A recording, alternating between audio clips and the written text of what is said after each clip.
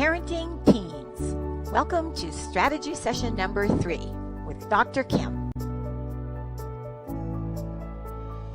This strategy session is called How Would You Feel If? So, how would you feel if your teen ignored you, cursed at you, told you he or she hated you? A, confident that I know what he or she needs to improve his behavior. B, worried. C, disturbed.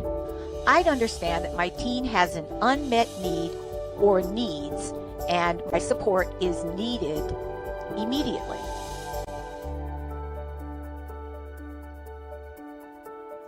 If you answered C, you are absolutely correct. You have every right to be disturbed because you're understanding that your teen needs some type of coping strategy to learn how to get his or her needs met. Whenever we have a strong emotion, we have an unmet need. Remember that emotions are meant to move us. The problem is, if we have a strong emotion and we have not identified what we need in the situation, sometimes we act inappropriately. And those inappropriate actions come out with cursing or saying things like, I hate you or I hate him. What we want in all of these types of situations is to teach our teens how to identify their feelings, identify why they're having the feeling, and then identify the unmet need and get that need met. Let's move on to item number 2. How would you feel if your teen was angry at you all of the time, or angry all of the time in general? A, certain that he or she would get over whatever is bothering them and making them angry. B, anxious. C, concerned. I'd realize that my teen needs to learn coping strategies to address anger issues. If you answered C, you are correct. You should be concerned, because if a teen is angry all of the time, that means they don't know how to cope with their anger. Humans get angry. It's a part of life. But it's very important to be able to cope with that anger. What you would realize is that you need to implement some coping strategies for your teen. And the best coping strategy to deal with strong emotions is to help your teen identify the emotion and identify the unmet need that goes with that emotion.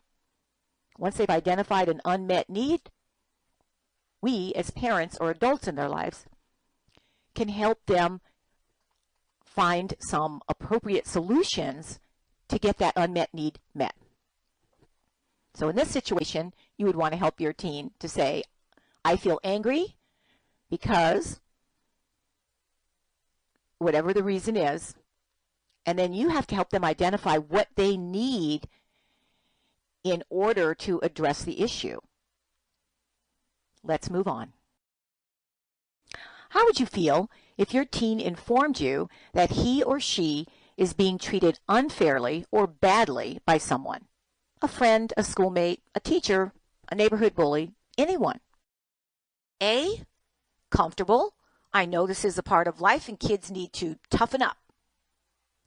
B, frustrated. C, troubled. I'd empathize with my teen and want to teach him best practices to address hurtful situations.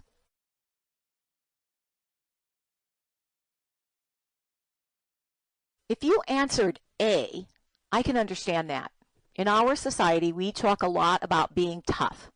But I would ask you, what does tough really look like? Are we saying that they should just ignore someone who's treating them unfairly or badly? Should they ignore their feelings of being hurt? If you answered C, that you would be troubled and you'd empathize with your teen, that is the correct answer. And what's really important when someone is hurting anyone that we care about is to help them develop some practices to address hurtful situations. Why? because throughout their lives, they are going to experience hurt. And we don't want them to simply ignore their feelings. We want them to be able to address their feelings. Burying our feelings are not a good idea. So you'd want to open up a conversation with them. Have them identify their feeling. Have them identify the why. Why are they feeling hurt? Is this someone that they respect, someone that's been a friend to them, someone they depend on, such as a teacher? And then what steps could they take to address this situation and get the need that they have met? Moving on to item number 4. How would you feel if your teen consistently made the statement, "That's not fair"? Upset? I know life isn't fair and I'd be sure to tell him or her to get used to it. Or B, uneasy. I'd want to empower my youth so they understand they are not helpless.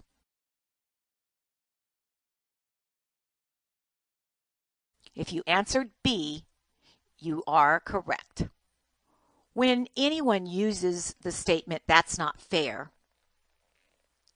it's because they have a feeling of helplessness.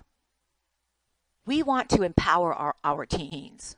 We want to let them know that in every situation, they can't choose the way others behave.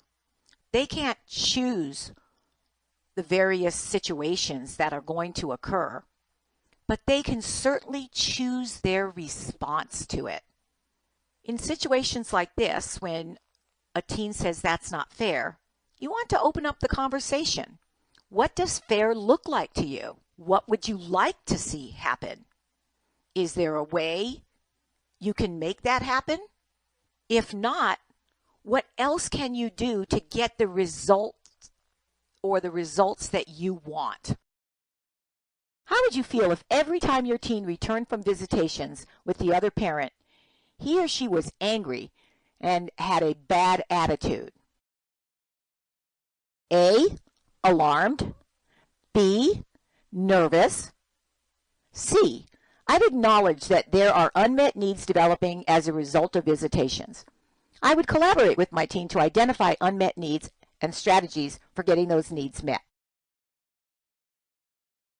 If you answered A or B, of course you would be alarmed and of course you would be nervous.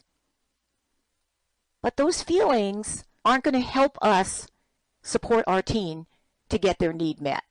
And this is what's really the goal in situations where our teens are angry. We want to try to help them to address that anger. And that way, they can improve their attitude. Again, as with the previous items we discussed, it's important to get our teen to identify the specific feelings they're having. They're angry, they're frustrated, they feel that they don't have any power when they're with the other parent. Whatever their feelings are, we want them to address those feelings using vocabulary words or a word. And then we want to try to help them to figure out what is really happening that causes these feelings, and then what is it that they need? What need do they have that if it was met, this feeling of anger could dissipate? Again, many of these scenarios that have been presented in this session are really about our strong emotions, how to identify feelings, the unmet need we have, and then appropriate solutions to get those needs met. This concludes Parenting Strategy Session number 3. How would you feel if? Do you want more strategy ideas? Do you want to start building your teen into an extraordinary teen immediately? Visit our resource page to check out the brainwaving system today. It's full of strategies like the ones presented in this session and many, many more.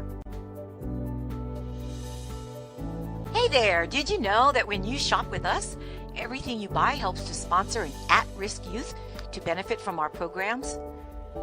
To learn more about our nonprofit to support at-risk youth, click on Abby's Purple Winged Angels Foundation.